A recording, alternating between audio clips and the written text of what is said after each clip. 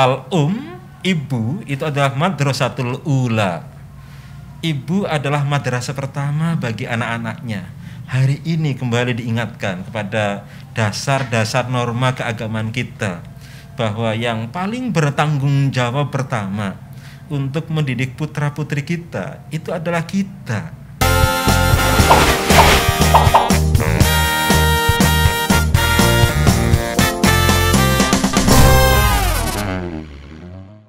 Assalamualaikum warahmatullahi wabarakatuh. Salam dulur Kemenak Jatim.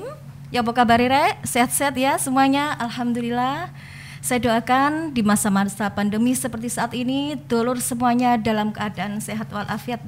Tentunya dengan senantiasa memperhatikan protokol kesehatan dengan memakai masker, menjaga jarak serta menjaga kebersihan.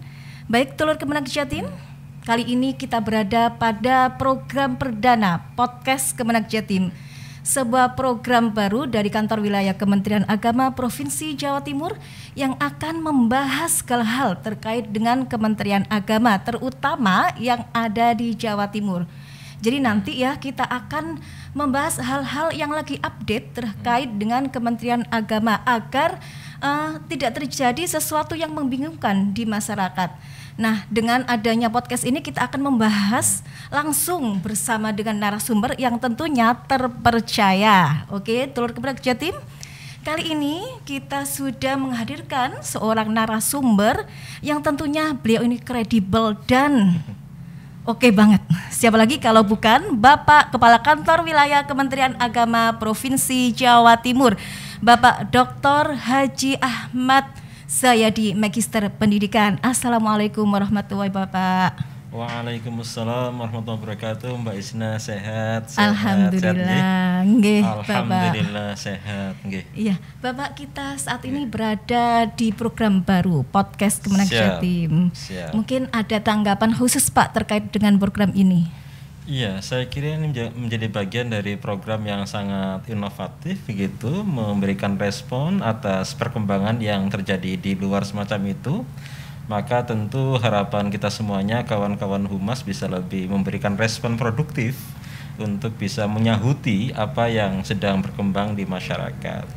Dan podcast ini menjadi bagian dari ikhtiar dalam rangka itu semuanya, saya kira. Gitu, ya. Ya, mungkin ada harapan khusus Pak terkait program ini ke depan.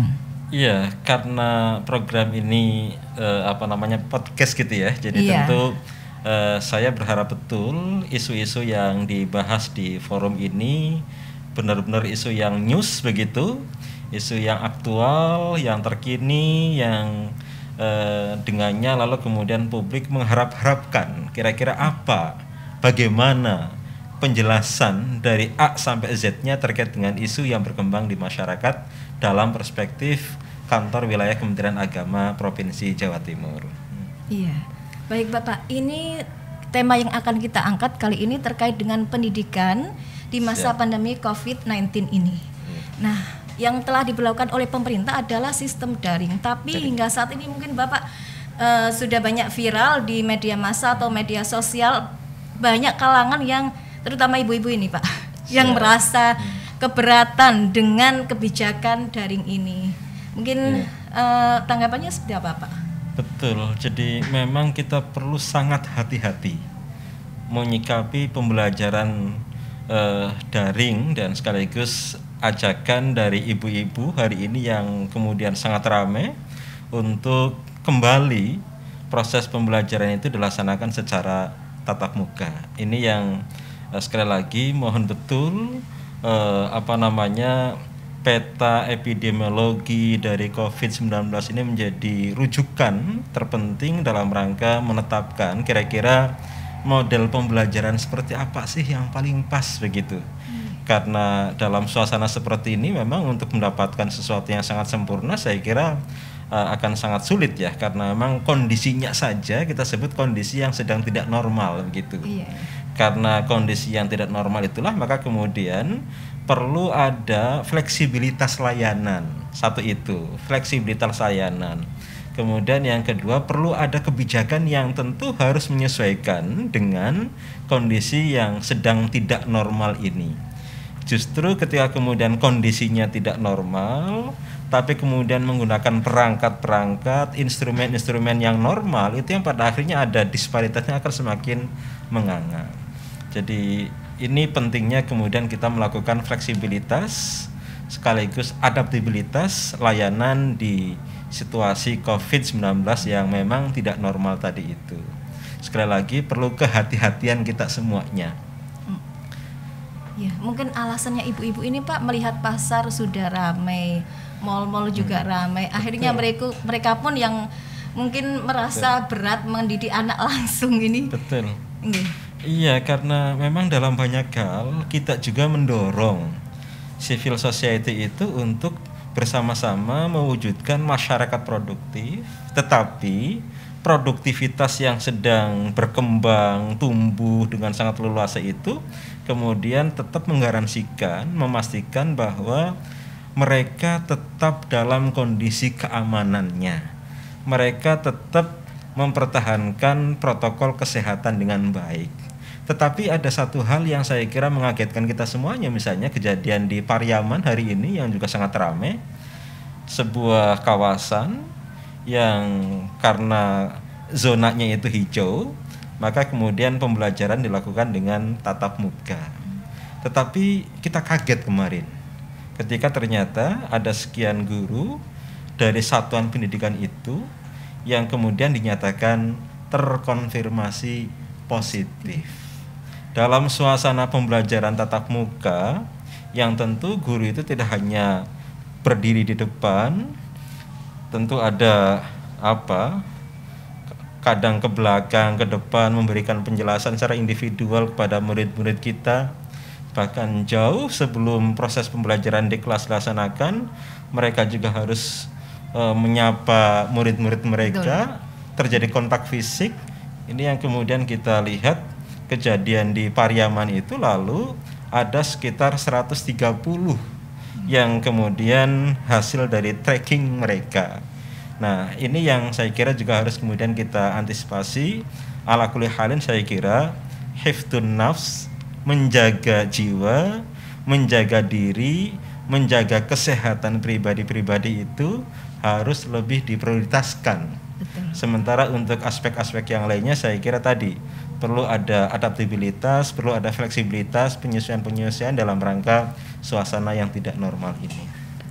Terkait dengan penyesuaian ini ya, pembelajaran jarak jauh yang online ini Pak, mungkin kalau pada sekolah yang maju atau dengan kemampuan ekonomi yang rata-rata di atas rata-rata. Nah, ini masalahnya kalau pada daerah-daerah yang jauh dari sinyal atau pada masyarakat yang HP saja terkadang mereka tidak punya. Nah, ini mungkin ada solusi khusus Pak. Iya. Saya kira beberapa instrumen lain ya di luar media sosial yang ada, beberapa aplikasi, beberapa tayangan pembelajaran langsung yang dikemas oleh TVRI misalnya, itu cukup memberikan fasilitasi begitu terhadap kebutuhan-kebutuhan sekaligus tantangan soal akses tadi itu. Kita sadar betul bahwa disparitas daerah kita itu sangat luar biasa. Ini baru dari sisi daerahnya. Mereka yang jaringannya full dengan kawasan-kawasan lain yang sama sekali tidak ada sinyal. Ini kan perlu ada penyelesaian yang saya kira secara spesial seperti itu. Ini baru dari sisi posisi geografis dan demografisnya. Belum lagi kalau kemudian kita kembalikan kepada soal kesiapan masing-masing rumah tangga gitu. Ya, betul. Ini juga tantangan yang sangat luar biasa. Maka tentu kita mendorong beberapa lembaga penyiaran publik begitu, kayak TVRI, kemudian RRI, itu bisa memaksimalkan layanannya sehingga kemudian bisa melayani pada semua lapisan masyarakat, pada semua kawasan, bahkan memastikan mampu melayani komunitas-komunitas yang belum terlayani begitu. The reaching the unreached begitu, mencari yang belum ketemu. Ini saya kira bisa diselesaikan dengan pendekatan-pendekatan lembaga penyiaran publik yang itu miliknya negara begitu. Dengan cara semacam itu maka kemudian ibu-ibu rumah tangga, kemudian keluarga-keluarga itu dalam banyak hal bisa terbantu, karena pada saat yang bersamaan kita juga banyak mendapatkan informasi dampak dari pembelajaran daring lewat laptop, lewat media sosial, Android dan segala macam.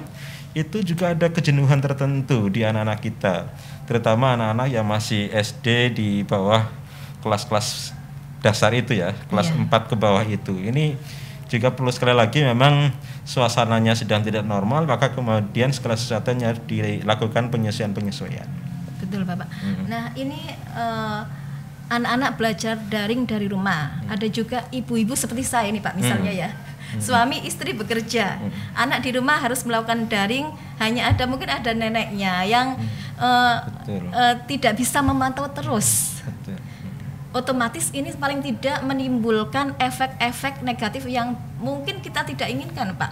Betul. Dan berpengaruh pada psikologi mereka. Mungkin Pak kita bisa diberikan trik-trik khusus bagaimana mendampingi mereka dalam jarak jauh seperti ini karena kita bekerja. Iya. Jadi itu tantangan kita semuanya ya.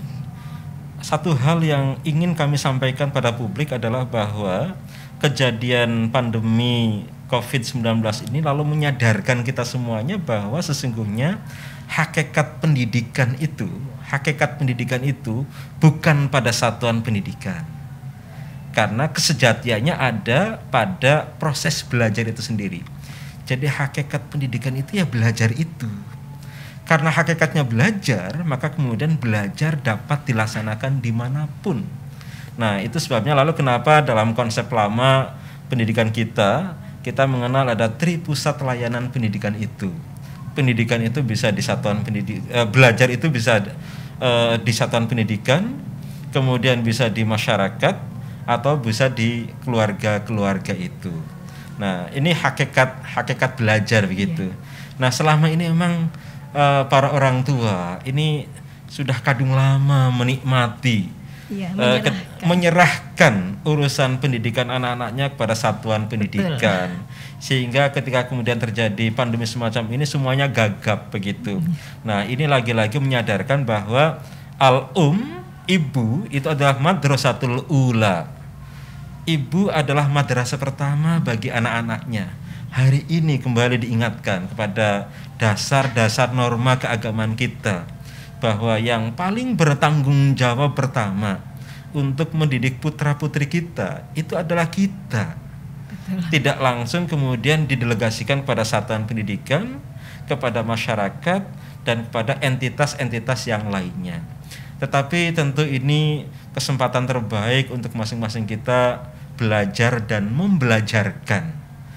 Kita ingin memastikan bahwa hari ini kita semuanya adalah masyarakat pembelajar. Kita yang selama ini sudah lupa begitu, merasa sudah selesai tanggung jawab kita ketika anak-anak kita masukkan ke pesantren, kita masukkan ke madrasah, maka kembali ini tanggung jawab orang tua untuk memastikan bahwa proses belajar mereka itu, anak-anak kita itu harus juga digaransikan tetap berjalan dalam situasi seperti apapun.